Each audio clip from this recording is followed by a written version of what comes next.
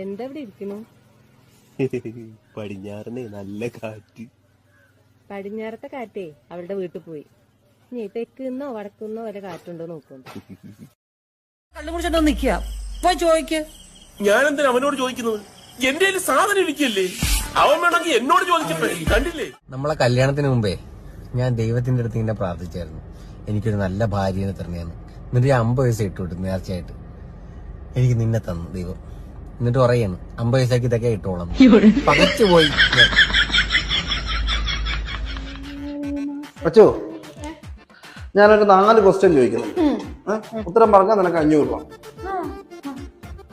ചോദിക്കട്ടെ? കേരളത്തിന്റെ മുഖ്യമന്ത്രി പിണറായി വിജയൻ. വാ, സൂപ്പർ. കേരളത്തിന്റെ തലസ്ഥാനം? തിരുവനന്തപുരം. ഇന്ത്യയുടെ ദേശീയ പക്ഷി?